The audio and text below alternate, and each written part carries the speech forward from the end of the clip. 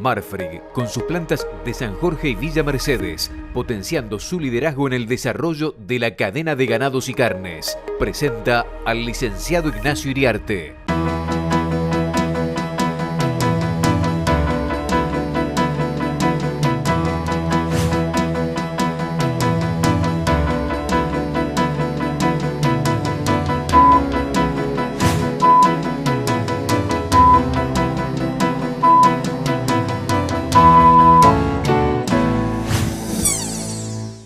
Amigos del Canal Rural, buenos días. Bueno, sigue llamándonos muchísimo la atención los datos que están saliendo de la aftosa, de la vacunación contra la aftosa, la que terminó hace poco, porque lo que están revelando es una vacunación, no es el stock, pero guarda una correlación altísima. Lo que están revelando es que los daños causados por la seca sobre la preñez, ya no es cerro de preñez, es cerro de aparición. Lo que se están contando, lo que se contó ahora son terneros al pie de la madre. Ese daño es mucho menor que el que estábamos calculando. En algún momento se calculó que iban a faltar 1,5 millones de terneros, después 1 millón. Y en los últimos datos que están disponibles de diferentes provincias y que Senasa los va a reunir todos y los va a publicar probablemente en 15 o 20 días, los vamos a tener, lo que va a dar es que la caída en la cantidad de terneros encontrada en el segundo semestre del 2000, ya con todos los terneros al pie de la madre, o casi todos los terneros, porque no se vacunaron, no se llega nunca a vacunar todos los terneros en el segundo semestre. Algunos son muy chiquitos, otros las vacas paren tardíamente, pero se encontró 3,5% a nivel nacional. Este número en algún momento era el 10, después fue el 7, después fue el 5, y hoy, no sabemos si es el definitivo, estaría en una caída en el número de terneros a destetarse el año próximo del orden del 3,5%. Siempre recordando que inclusive puede ser menor, porque siempre la primera vacunación del año los engancha a todos los terneros, los vacuna a todos los terneros, y generalmente es superior a la previa, de la primavera previa, donde muchos terneros, vuelvo a repetir, porque son chiquitos o porque todavía no nacieron, no se los inocula. Este dato es sin duda sorprendente, y es sorprendente, más sorprendente todavía, porque estamos haciendo una comparación con la que fue la aparición más exitosa de la Argentina, con un índice de ternero vaca extraordinariamente alto, rozando el 70%, que fue el anterior. O sea, si caemos tan poco con respecto a la cumbre, con respecto al pico máximo de eficiencia del rodeo de cría, ustedes dirán, es muy bajo en relación a Estados Unidos, Australia, pero uno revisa datos de hace 20 años, la relación vaca-ternero o el índice de destete está 10 puntos arriba de hace 10 años. Acá hay una mejora, que evidentemente esa mejora se puso a prueba en las condiciones extraordinariamente adversas de la seca, que todos porque yo he encuestado veterinarios extensionistas, productores, administradores de todo el país, y todos esperando un desastre, pero decían, bueno, no sabemos cómo es, la vaca entró en buen estado corporal. Otros dicen, bueno, acá mucha gente hizo el gasto y le dio de comer a la vaca en noviembre, diciembre, cuando vio que efectivamente la vaca estaba cayendo de estado corporal. Lo cierto es que estamos en presencia de una aparición que probablemente va a estar, cuando pensamos que iba a estar en 14 millones de terneros, después 14 millones y medio, y ahora estamos pensando que va a estar muy cerca de los 15 millones. 15 millones es una aparición extraordinaria, inclusive superior a varios años de la década pasada, donde no hubo seca. Y siempre con el recaudo de decir, cuidado que esto lo vamos a medir definitivamente, la cantidad de terneros a destetar el próximo otoño. Generalmente la vacunación de otoño, especialmente en los terneros, da más que la vacunación en la primavera previa. ¿Cómo anduvieron las provincias? La menos afectada fue La Pampa, 1% de caída. Entre Ríos, 2,5% de caída. Esto no lo hubiéramos pensado jamás cuando estábamos viviendo la seca. 3,5% Santa Fe. La provincia de Buenos Aires, que aporta el 40% de los terneros, 3,8%. La provincia de Buenos Aires tuvo un sargazo extraordinario. En muchas zonas se decía, esta es la peor seca en 75, en 70 o en 100 años. Provincia de Buenos Aires, repito, 3,8% de caída. Córdoba 5%, y la que de los números que tenemos y las provincias que han informado, Corrientes sería la que tiene la caída más fuerte, que es 6,5%, pero todos muy lejos del 10%. Y vuelvo a repetir, siempre con respecto a la aparición, tenía aparición y destete el ciclo anterior, que fue el más exitoso de la historia.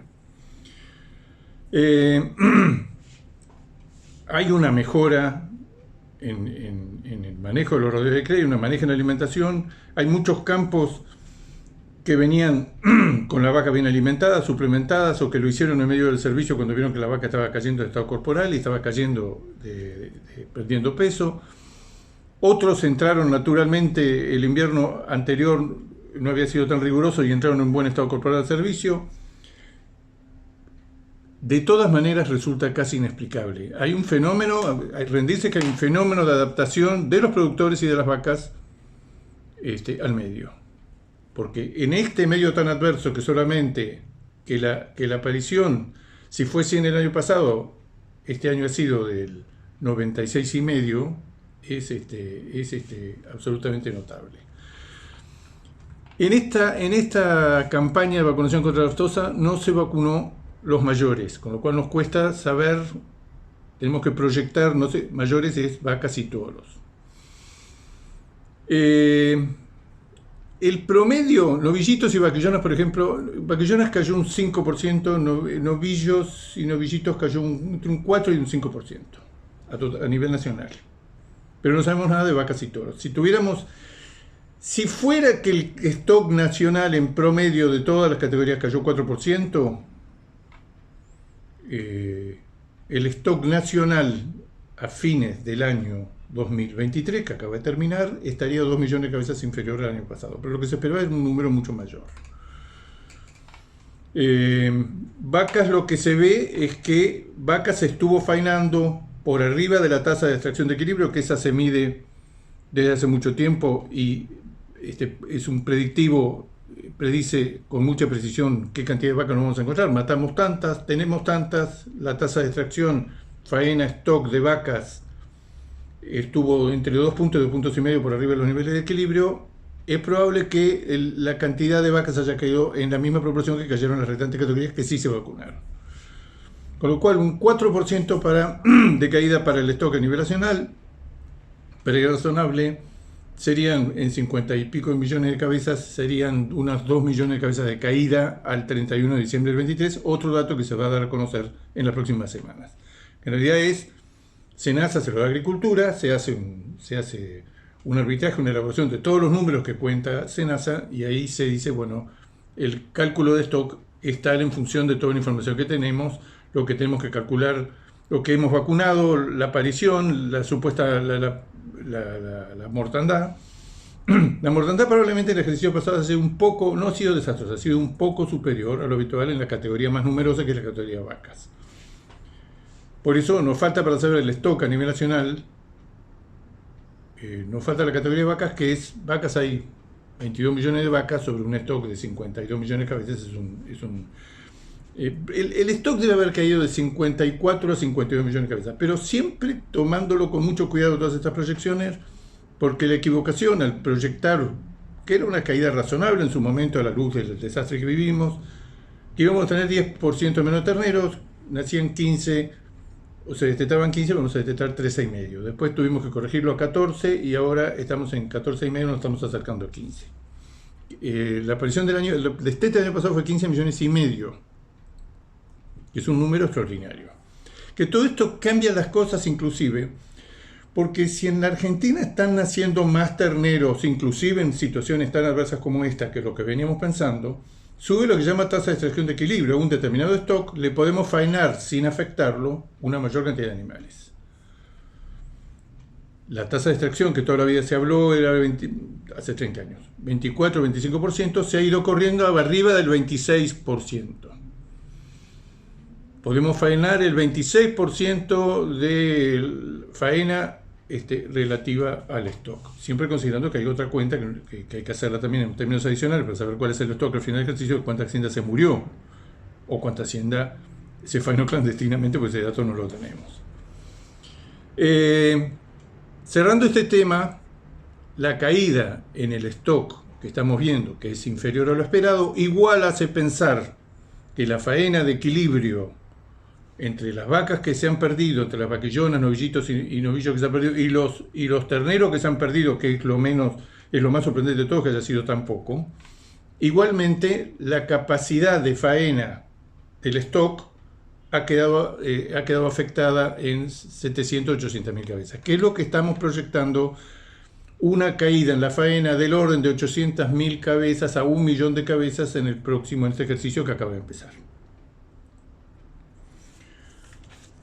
O sea, la faena del año 2023, y esta es una de las razones también por las cuales tenemos mucha firmeza en medio de una situación horrible en el mercado de Hacienda, es porque la oferta de ganado ya empezó a declinar. Está abandonando el periodo de liquidación, no sabemos por cuánto tiempo, porque el tema climático ha empezado a ensombrecerse de vuelta, a complicarse de vuelta, pero va a cambiar la fase del ciclo. Dejamos de liquidar. Segundo, empezamos a pagar las consecuencias de muchos animales, especialmente machos que faenamos por adelantado.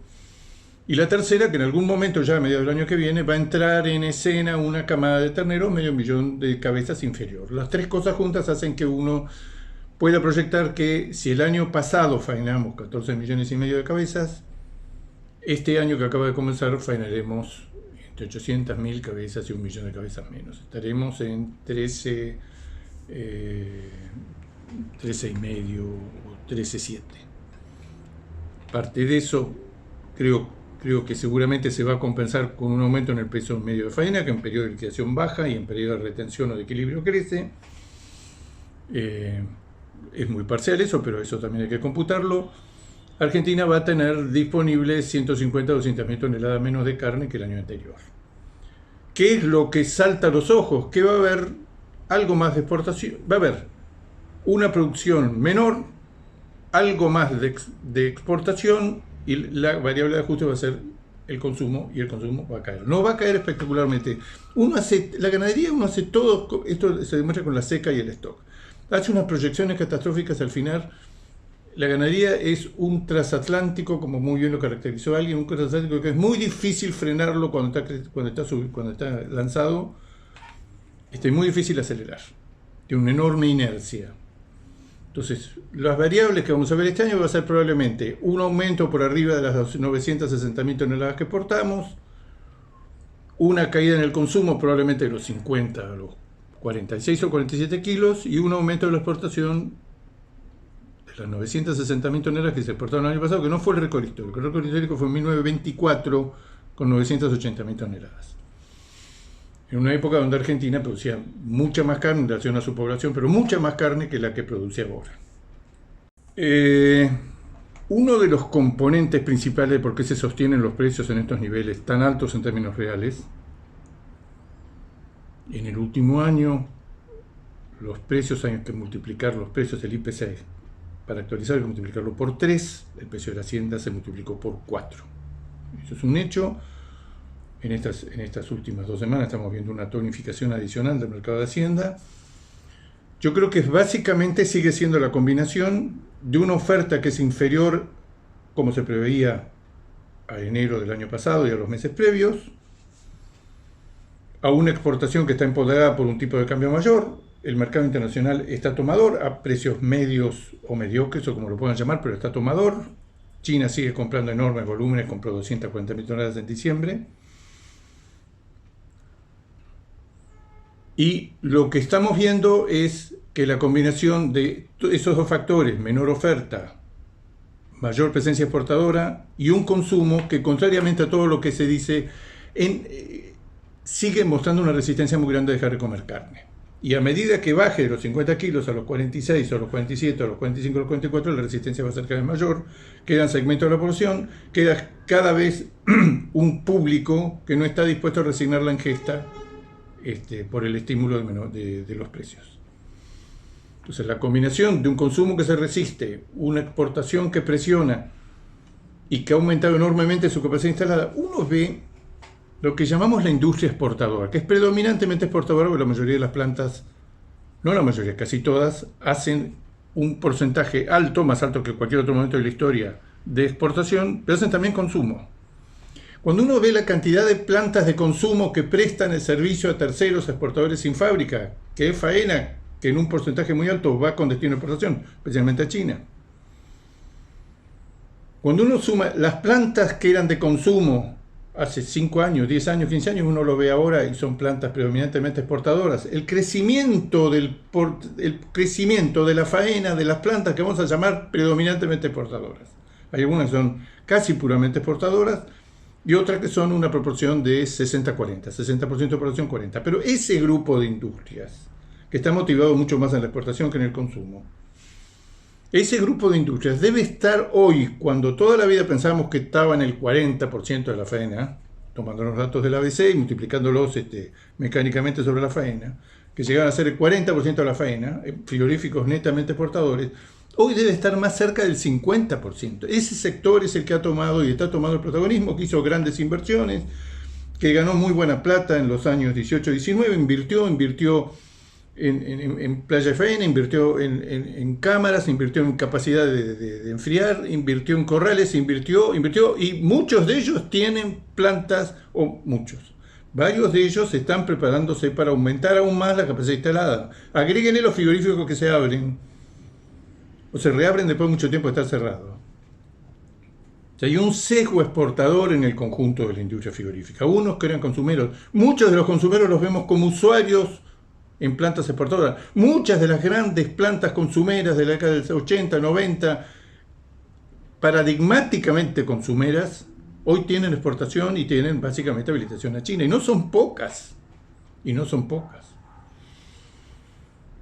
Entonces, ese conjunto de industrias tiene capacidad ociosa, presiona sobre vacas y novillos que no están, que no van a estar tampoco. La demanda está, las inversiones están hechas, el tipo de cambio lo favorece, la presión sobre el mercado de hacienda es continua. El que no consigue novillo va a un novillo más liviano, el que no consigue un novillo más liviano va a un novillito, el que no consigue vaca va a una vaquillona pesada, se va corriendo. Por otra parte, uno lo ve también en el perfil de la hacienda, se mata cada vez menos ternero y ternera.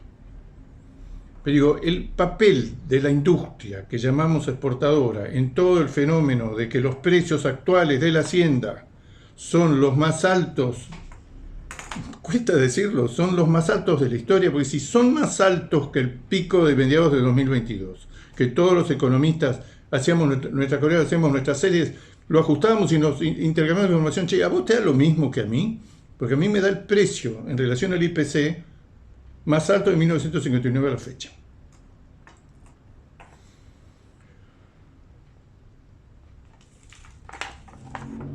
La faena en enero promedió las 50.000 cabezas diarias. Enero que ya terminó. En enero del año pasado fue 55.400 en plena seca. La faena total promedio diario 11% abajo. Como es por categoría, se suavizó la caída de vacas y novillos, las dos categorías que lleva la exportación. Vaca está 9% abajo del año pasado. El año pasado estábamos en enero, en el corazón, en el principio de la seca más grave. Y novillo, que se viene recuperando. Hay más actividad por el tema de Israel y demás. La industria está más activa. Dicho sea de paso, está produciendo más Hilton. Lo está intentando vender en Europa. Los precios del Hilton ya no son tan firmes. Argentina es formadora de precios. Novillo y 8% menos que el año anterior. Recordemos, vaca y 11% menos. Lo notable de este enero, que ya empezó, que ahora es el primer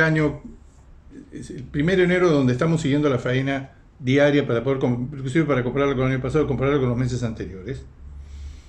La totalidad de la faena dividido los días hábiles. Lo que está empezando a darse, que es una también de las explicaciones por qué el mercado está tonificado en estos días. La faena de vaquillonas cayó un 12% con relación al año anterior. Esta super faena de vaquillonas que venimos contando durante mucho tiempo se está pinchando. Y la faena de novillitos, que es la sorpresa, que venía altísima, está 16% abajo. Estos son magnitudes muy grandes.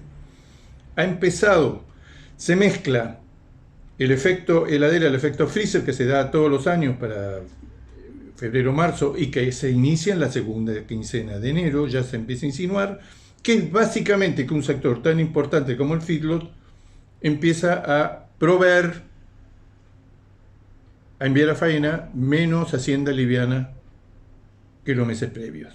Los meses previos, todo ese destete del otoño del 2023, con una corta recreo directamente entre los corrales, en el caso de Hacienda Liviana de Consumo, y directamente aparece octubre, noviembre, diciembre, y uno dice, pero ¿cómo puede ser? Esos son los datos más altos de faena de animales livianos. Pero así como eso sucede así, en los meses de enero, febrero, marzo, abril, esa oferta del ganado que más le duele al mercado, que le dolía hasta hace poco, porque el consumo está en situación muy difícil, ganado liviano de consumo, novillitos y vaquillonas, como consecuencia de que el feedlot empieza a ofertar menos, la oferta de esos animales empieza a escasear. Y eso ya empezó y lo estamos midiendo. Nos sorprende novillitos. Nos sorprende novillitos. Vaquillonas sabíamos que en algún momento la faena era tan alta, era como vacas que en algún momento se tenía que caer. Ya estamos en faenas más bajas que el año pasado y esto nos va todos los meses de este año, vamos a encontrar faenas. Ahora, la magnitud de enero ya nos llama la atención porque estamos 11% abajo. Dura la conmoción, pero ya la oferta tiende a regularizarse, el clima no acompaña, si hay que vender, es necesario vender.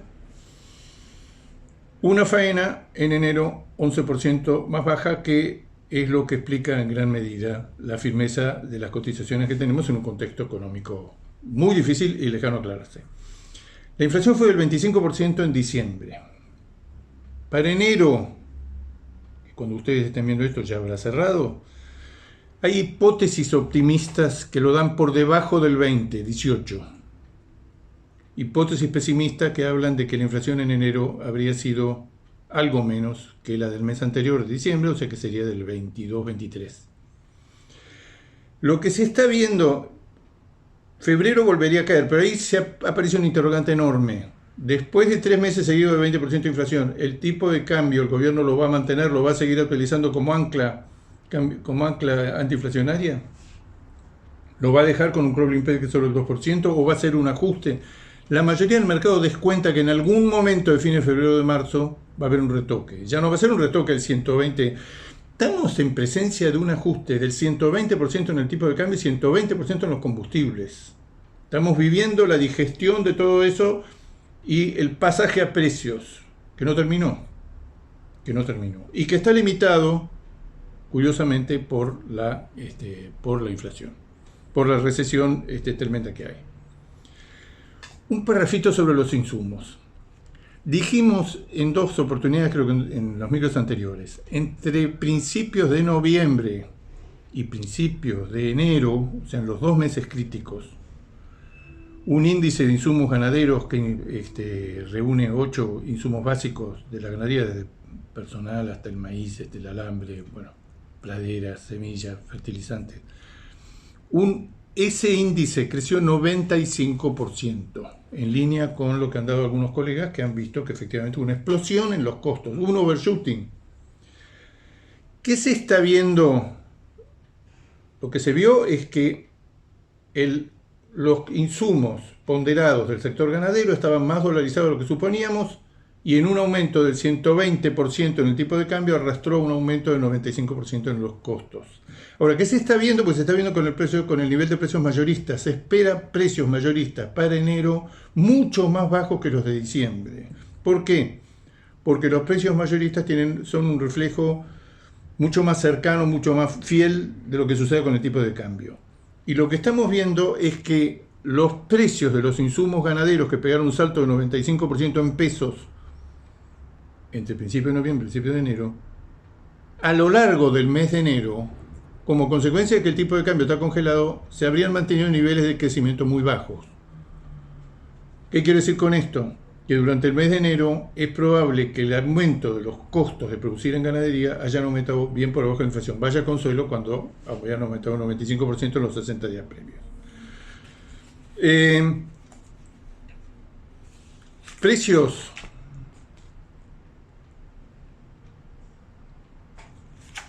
Actualizando el precio más alto conocido de la historia, que fue el de mayo del 22, me da que el novillo en Cañuelas valía 1.590 pesos, hoy vale 1.640. No pasa lo mismo con el ternero. El ternero en mayo del 22, actualizado el valor de hoy, da 2.150 pesos y un ternero no vale esa plata. Estamos todavía por debajo, pero no es, tanto en el ternero todavía no alcanzamos los valores máximos, pero estamos ahí, de la historia. Tanto en el caso de la vaca conserva, como en el caso del novillo Hilton, como en el caso del novillo en general, estamos por arriba de los picos que creíamos máximos e irrepetibles logrados en mayo del 2022.